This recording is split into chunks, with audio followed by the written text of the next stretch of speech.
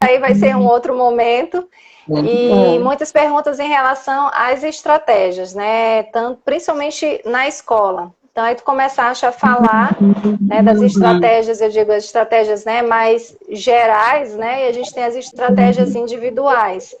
E aí é legal falar bem isso, assim, da importância da escola ter esse entendimento, que até te relatei que recente eu fui numa escola e foi até a da sala... esqueci o nome agora da sala de recursos que me chamou, passei mais de uma hora conversando com ela e fui observar a criança. E quando eu saí, né, falei com a coordenadora e, eu vou fazer algumas sugestões, e a primeira coisa ela foi me dizendo logo um não, né? E aí eu falei para ela, olha, eu não entendo por que vocês chamam a gente, vocês acham que a gente vai atrapalhar a conduta da sala.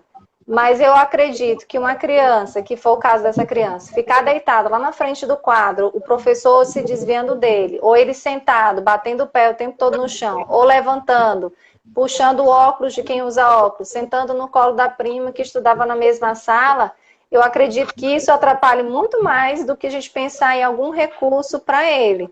Porque quando a gente vai, né, na escola e faz avaliação, obviamente a gente olha a criança, mas olha todo o contexto, né? A gente quer que a criança esteja bem e a sala, né, o ambiente também esteja integrado e flua bem. Então não é um olhar especificamente para a criança, mas todo o contexto, né, levando realmente a consideração do que a criança está necessitando. E aí então, a gente pode dar continuidade, né, das estratégias, né, da escola. Né? Então, olha, a questão da escola, é isso que eu falo. Esse vídeo, eu acho que o pessoal tem que ver, né? Esse que está no YouTube da escola, porque eu acho que ele é bastante... É 5 minutos, né? E ele dá bastante ideias aí, né? E isso, gente, quando a gente fala, por exemplo, das estratégias, e dessa introdução que você fez, essa estratégia, ou quando a gente fala, por exemplo, de dieta sensorial, né?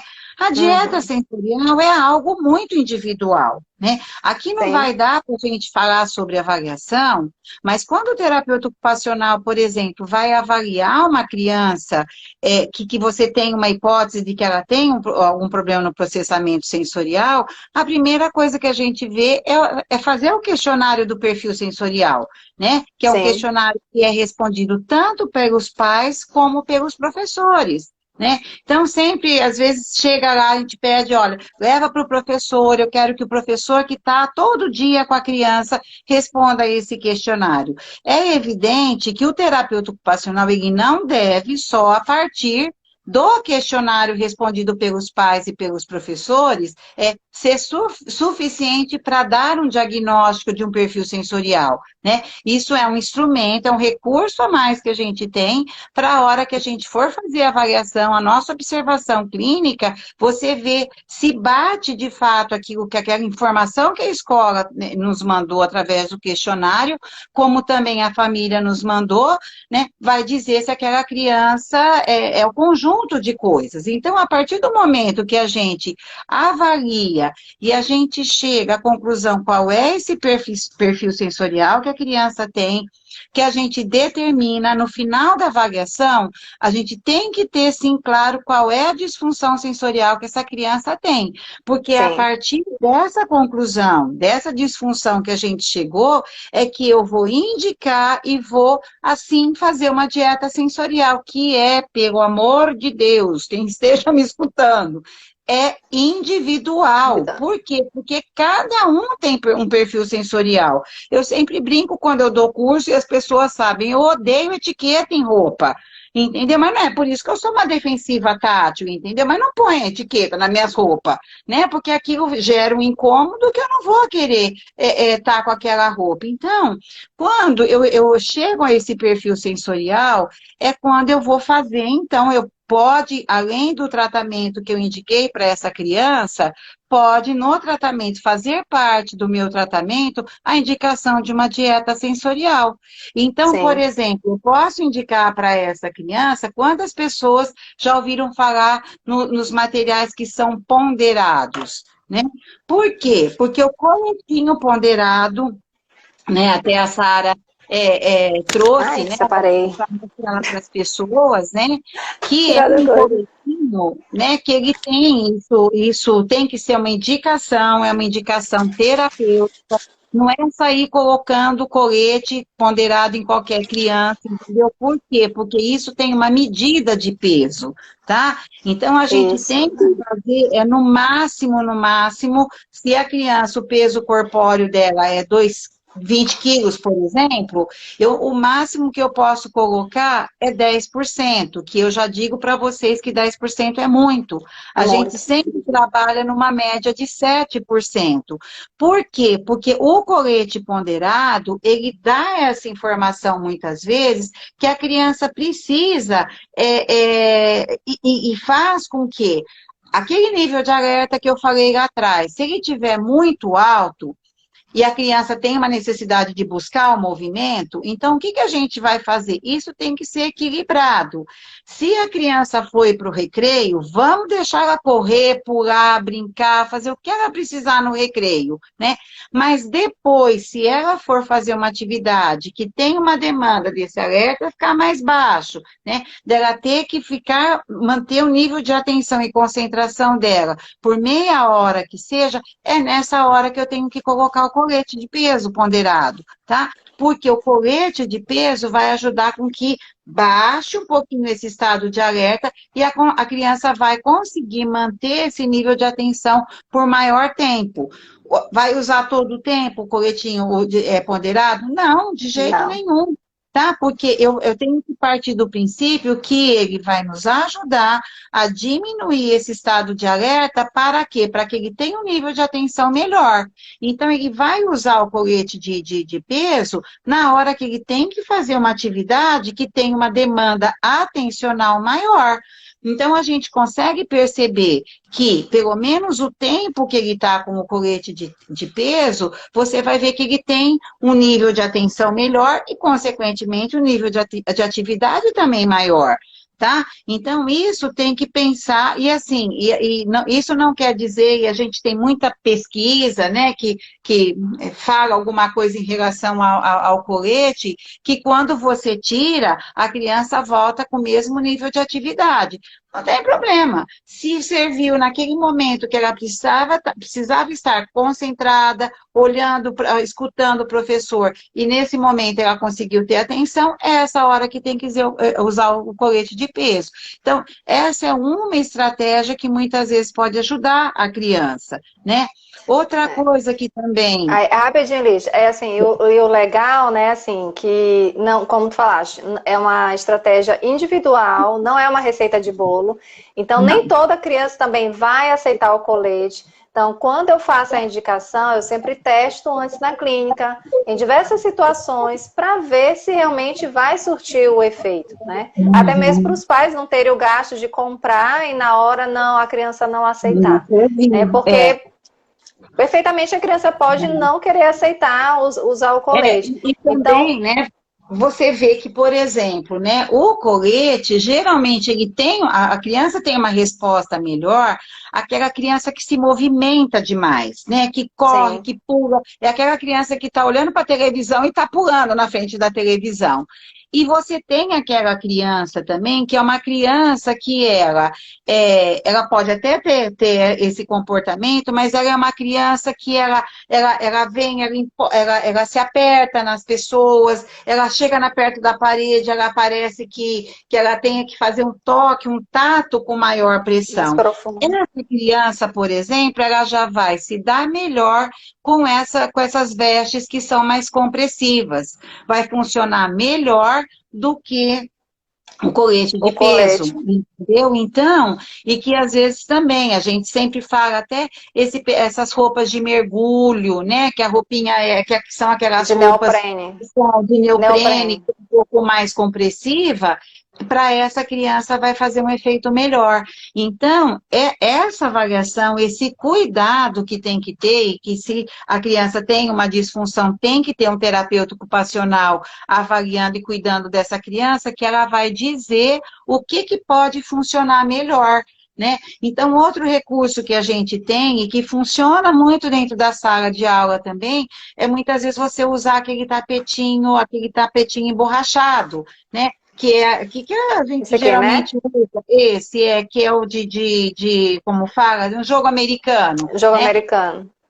Tem uns que a pessoa, quando for comprar, tem uns que são bem assim, como é que fala? Resistente, né? Por quê? O que acontece? Essa criança que tem uma hiperatividade, ela vai ficar se movimentando na cadeira o tempo inteiro. Ela levanta, ela vira para um lado, ela vira para o outro. Às vezes a pessoa fala, mas tem formiga na cadeira, para quieto, né? Qual que é a função? Como esse tapetinho ele vai dar e vai dar Uma aderência. uma aderência, uma resistência, vocês vão ver que isso diminui um pouco essa tendência a se movimentar demais, né? Então, e é um recurso que eu adoro. Eu ponho na cadeira, como também coloco na mesa, né, onde a criança vai trabalhar, que muitas vezes é o livro que sai do lugar e que também dá muita os materiais, né? Porque assim, né? Como a gente fala, essa criança, ela também tem uma dificuldade na organização dos materiais dela, né? Então, na escola, o professor, o que vai acontecer? Aquela criança que ela vai pôr a mochila em cima da mesa, da mesinha, ela vai tirar todas as coisas, né? Ela não vai entender que aquela hora é a hora da matemática, que ela tem que organizar. Então, eu preciso do material de matemática, e o resto vai ficar dentro da mochila. Entendeu? Então, essa organização, né, e isso ajuda muito, né, e mesmo, por exemplo, o tapetinho, ele dá uma referência visual também para a criança, né, aonde que Sim, ela vai trabalhar delimitar esse material, né, então, tanto no assento, é tão engraçado que muitas vezes eu dou essa orientação, a própria escola fala que no começo do ano já vai pedir esse tapetinho para a sala inteira, porque, né, às vezes precisa para todas as crianças para ter essa informação, né? Então, isso são recursos, né, que você vai vendo e que funciona para uma criança e pode funcionar para outra. É a mesma coisa, por exemplo, tem crianças que a gente muda o assento, não sei, o assento, do em vez de disco. sentar na cadeira, né, ou você põe no assento da cadeira, você O disco, coloca ele né? porque ele tem ar e ele acaba fazendo um movimento e saciando um pouco essa necessidade que a criança tem a se movimentar, né?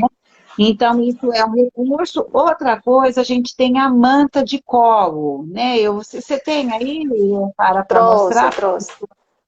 Que é um outro material que a criança, e que muitas vezes a criança vai se Você- ajustar muito bem a isso. Isso é colocado no colo da criança, tá? Que também Porque vem com um pezinho, né?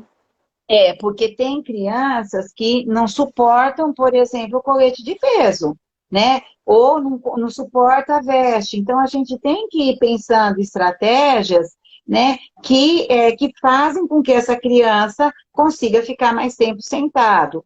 Essa mesma que a gente coloca no colo, né, a gente está pensando na criação desse outro material, mesmo que coloca no colo, colocar aqui, né, uma que fica aqui no pescoço e no ombro, porque assim, qual é o objetivo? O que está por trás disso? Né?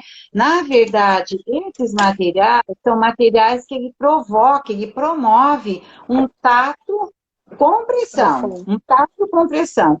O tato com pressão, ele consequentemente, ele traz uma calma para a criança, né? Ele diminui, ele estabiliza um pouquinho mais esse estado de alerta que eu falei.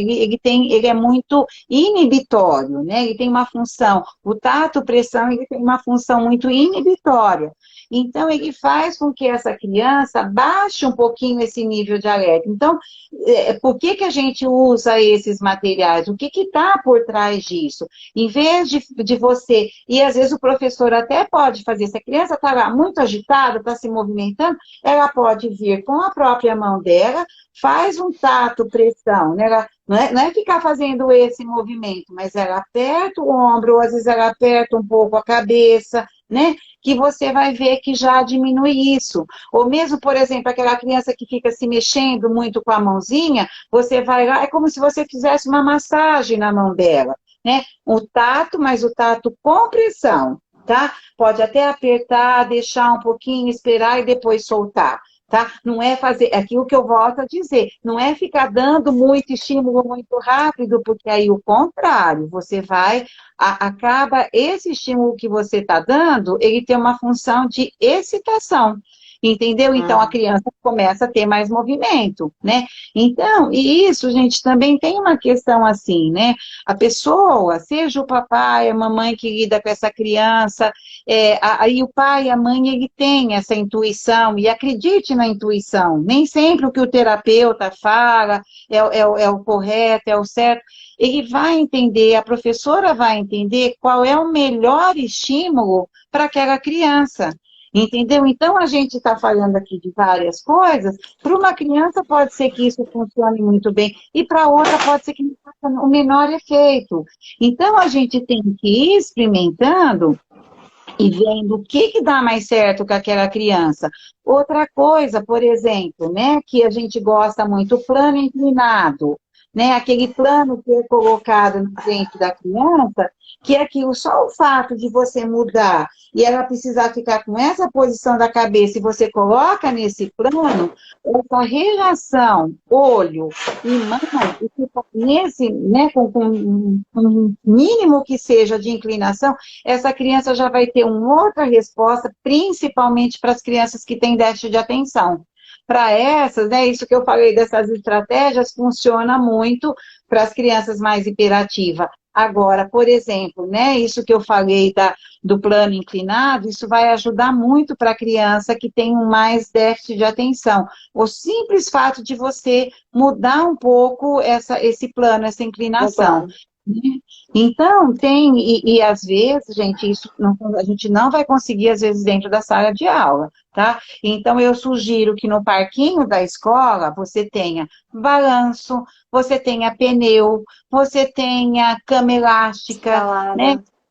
Coisas para a criança escalar. Se tiver árvore, melhor ainda, escalar a árvore, entendeu? Porque para escalar a árvore ela vai usar estratégias diferentes, né? Então, isso são recursos que é extremamente importante ter dentro da escola, né? O parque, que isso me entristece demais, os parques das escolas estão cada vez mais empobrecidos, entendeu? E tem que ter terra, e tem que ter grama, e tem que ter areia, né? A criança precisa se sujar, né? Ela precisa ter exploração, e se a gente for pensar o tempo que essa criança passa dentro da escola, né, é onde ela vai ter essa possibilidade, e não tire o parque das crianças, deixa ela viver o parque o máximo que ela puder na primeira infância dela.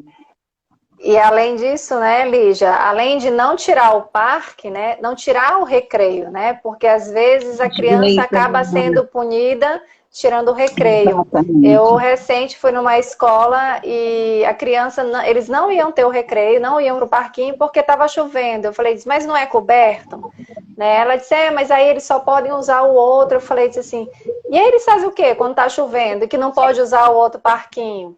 Ela disse, não, mas hoje como tu veio fazer a visita, eu vou levar ele para te olhar como é que ele vai, como é que ele brinca, como é que ele interage. Ou seja, às vezes nem o recreio, né, tem, mas dentro de sala de aula. Então, isso não é recreio, né? Então, até assim, é isso que tem que entender. Talvez algumas crianças, ela vai precisar voltar no parque mais do que as outras. E isso a gente vai ter que entender, tem que mudar esse olhar, essa estratégia, porque isso é uma necessidade que a criança tem. Não tem o que fazer. Então, a gente tem que ter esse cuidado mesmo e olhar muito individualizado, né? Quer dizer, não perder. Quer dizer, quando eu vou numa escola, aquela escola muito limpinha, muito clean, muito cheirosinha, entendeu? Não vai essa escola que eu vou escolher para o meu paciente, entendeu? Porque eu sei que ali ele vai sofrer naquele ambiente, né? Então, eu acho que precisa, de fato, as pessoas repensarem, né?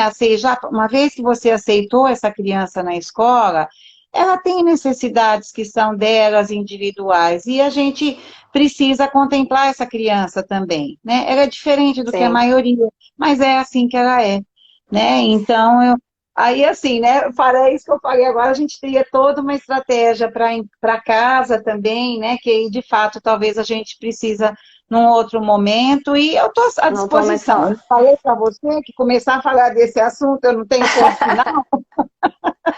Então, assim, Lígia, né, acho que a gente acabou falando, né, o que a gente tinha proposto, né, nós duas. Lógico que a gente sabia que iam aparecer várias outras perguntas. Então, só respondendo já aqui algumas coisas que colocaram, né, em relação ao nosso papel, né, nesse processo hoje das crianças com atendimento, não, com as aulas, né, em casa, de que forma que poderia auxiliar. E aí eu respondo que, assim, se é uma criança que já tem uma necessidade, é uma criança, então, que você tem que consultar, se já tem um terapeuta, procurar o seu terapeuta, que ele vai saber melhor qual vai ser a estratégia nesse momento, né? Então, não adianta seguir hoje, eu peguei as orientações, vou tentar isso, isso, isso.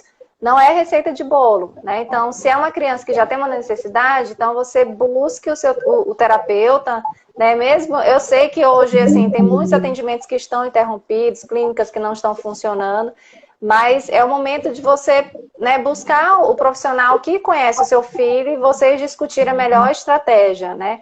Como a gente não vai ter como testar, né, em casa, né? Então, ter realmente esse suporte. E aí, Não, porque eu ia falar assim, né? E às vezes os pais têm muito medo, muito cuidado, ou medo de errar, mas não tem ninguém que conheça melhor o filho do que o pai e a Exato. mãe.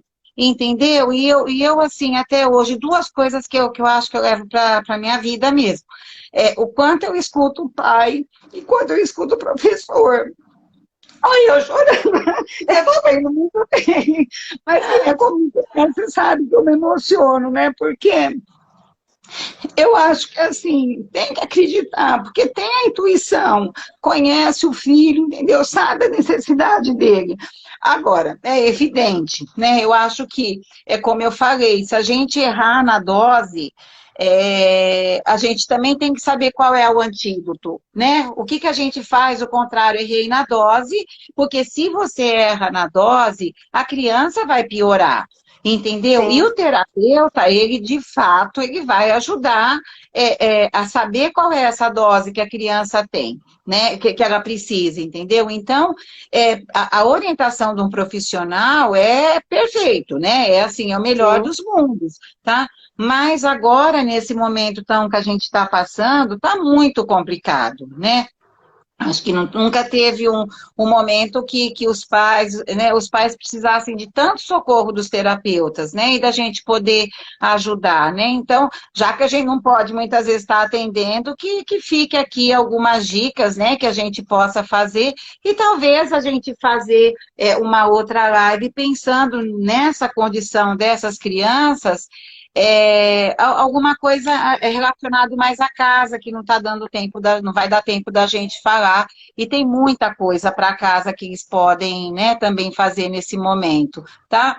Ô, Fara, eu só queria pedir também para o pessoal, né, que está aqui vendo, seguir o Instagram também da Ludens, tá? Né, que a Ludens é o lugar onde eu trabalho, é Ludens, @Clínica Ludens, né? Tudo aí minúsculo, tá bom? Sim, entendi. @Clínica Ludens, tudo minúsculo, tá? Que o Eu vou pessoal colocar puder. aqui depois, colocar aqui também. E aí, Lígia, e aí teve uma outra, né? Só a gente fechando esse assunto em relação à orientação. Colocaram perguntando se a gente teria como auxiliar o psicopedagogo, os professores. E sim, né? Esse trabalho tem que ser em conjunto. Esse trabalho não pode ser só fechado em sala de atendimento, ele tem que ir para casa, ele tem que ir para a escola, tem que ser, a gente sempre fala, né, desse triângulo. Então tá aqui a criança, a família, a escola, aliás, a criança, né, com a família, os terapeutas e a escola. Senão o negócio não funciona. Né? Não Sim, adianta sim. funcionar em um só local e aquilo ali não ser generalizado. Então, a gente E eu precisa vou realmente dizer desse. assim, se a criança não está evoluindo, alguma coisa dessa tríade não tá indo bem. Exato. Entendeu? Então, a gente, às vezes, a escola, a terapeuta e a escola e os pais estão fazendo muito bem as orientações e a escola não, ou ao contrário, né? Ou a escola e os terapeutas estão bem alinhados e a família não está entendendo ou não está sendo orientada. Então, isso, assim, diretamente vai refletir na criança. A criança tem que evoluir. Né? Se foi feita uma boa avaliação, se tem uma boa orientação, ela tem que melhorar, entendeu? E Sim, se não está melhorando, a gente tem que entender onde tá a questão da falha, né? E também, gente, só aí, né, para gente, muitas vezes, essa criança ela tem toda a questão da terapia, com todo o esforço que o terapeuta, uma dieta sensorial ou a escola está fazendo, e às vezes a criança precisa ser medicada. Né? Então, sim. a medicação, principalmente para o TDAH, quando bem indicada, bem orientada, que pode ser pelo neurologista, pode ser por um psiquiatra infantil, que também tem é muito bom na parte da medicação, essa medicação vai ajudar muito para nós na terapia, e muitas vezes, não, na maioria das vezes, para a escola. Tá? Então, aquela coisa assim, talvez alguns anos atrás, eu mesma era muito, mas a gente vai medicar a criança, né? Essas medicações têm efeito colateral. Hoje eu não tenho mais esse pensamento, entendeu? Porque eu acho que evoluiu muito, né? A indústria Sim, farmacológica mesmo, tá? E quando bem indicada essa medicação, nos ajuda demais e a criança melhora muito acaba também. evoluindo. E E é evolui muito. Então, né, lógico, a assim, gente não pode medicar, não deve medicar, não. Eu acho que em muitas situações nos ajuda demais a questão da medicação também. Tá isso. bom? E assim, acho que para a gente finalizar, né, Lígia? Então, o que a gente queria deixar, né, de provocação era que não é afirmar que o TDAH ele é resultante do transtorno do processamento sensorial, né? Mas que a modulação, se há um comprometimento, né, você vai ver uma interferência, né, no Uhum, comportamento dessa criança. Né? uhum, Tanto e a gente vê que, que nem o TDAH vai ter um comprometimento na escola, na casa, na vida social. Então, é realmente uhum, fazer essa provocação para que haja essa maior sensibilidade de não ficar só olhando, né, uma pontinha do iceberg, né, olhar só o comportamento puro e não avaliar, não investigar o que pode estar por trás, né? Que a gente sabe sim, que muita coisa pode estar, né, por trás.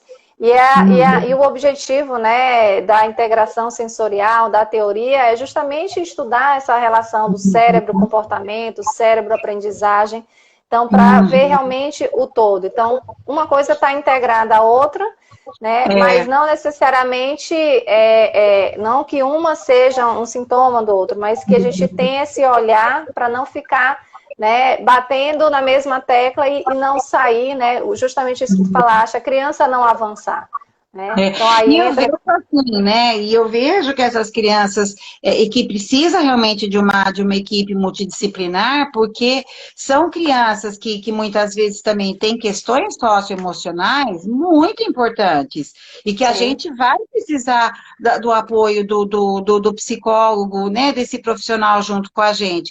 E mesmo, por exemplo, hoje, né? A minha especialidade, eu trabalho com integração sensorial e vejo que, de fato, dentro da terapia ocupacional, hoje, na minha prática, o que eu mais encontro um resultado mais positivo é a terapia de integração sensorial, né? Então, isso hoje, assim, eu acho que até a ideia era, não é porque em uma hora é muita coisa para a gente falar, né? Então, a gente quer falar para os pais, a gente quer falar para os professores, mas também eu acho que tem muitos terapeutas aqui, né? Que sim, gostariam também da gente pensar como é o tratamento aí numa situação da terapia mesmo, propriamente sim. dita, né? Tá? Mas eu acho que, assim, de fato, uma criança que ela precisa de muitos olhares aí, né? Porque são várias áreas que podem estar comprometidas, sem sombra de dúvida. Tá bom? Exato.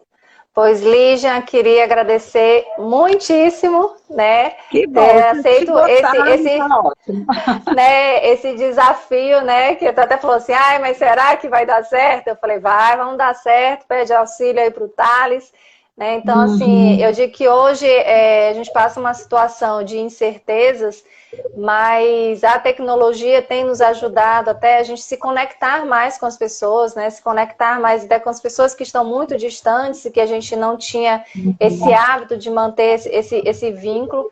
E eu acho que quando a gente propõe uma live, né, com um tema desse específico, é justamente para despertar, né, a atenção das pessoas, mas também para a gente compartilhar o que a gente sabe, né? Então, quando a gente estava estudando, eu te mandei artigo, né? A gente foi conversando. E assim, é diferente na prática e quando você vai falar sobre o assunto, né? E aí você vai fazendo novas conexões. Então, assim, um recado, né, acho que para todos que estão assistindo e que gostaram, né, não deu para acompanhar todas as perguntas, foram muitas aqui, passando, muitas pessoas agradecendo, elogiando, agradeço terem, né, participado, terem tido a paciência, né, dessa falha, né, mas acontece, né, o problema mesmo do Instagram, mas fazer essa reflexão, assim, que o estudo, ele é contínuo. Não adianta, né? Teve algumas pessoas, me passa mais estratégias. Então, como a gente falou, a gente ia falar algumas coisas, mas não para você pegar e amanhã tentar aplicar. É justamente isso, avaliar, ter essa sensibilidade do olhar individual, de conhecer essa criança, conhecer essa família, conhecer esse contexto. Que a gente pode ajudar nesse momento as famílias que estão em casa, sim, isso é possível. E principalmente das crianças que a gente já tem o conhecimento e que a gente já faz o atendimento. É um pouco mais difícil você dar esse suporte para uma criança que você não conhece, você nunca avaliou, você nunca interagiu com ela ou com a família, né? Então, Lígia, mais uma vez, né, obrigada. Vamos Eu que pensar, agradeço. né? Tá. Vamos pensar Obrigada, numa tá. outra conversa. Eu te falei que 1 hora não ia dar. Não ia né? dar, imagina, gostar de parar que nem eu. Mais um beijo. Agradeço a todo mundo também que esteve aqui com a gente, a paciência, né, de ficar e de ter, né, dedicado essa horinha para me escutar, tá bom? Uma não, quase 2. E duas, é isso mesmo. Um beijo para todo mundo aí e boa sorte para todo mundo e que Deus ajude que esteja todo mundo com saúde nesse momento. Se Deus Tá bom? quiser. Então, tá bom. E aí, para quem perguntou, vou colocar as informações no Instagram da clínica e marcando o da Ludens para vocês colocarem lá também. Tá bom? Tá, então, tá tchau. bom. Aí pede para o Thales ver se ele grava essa aí também.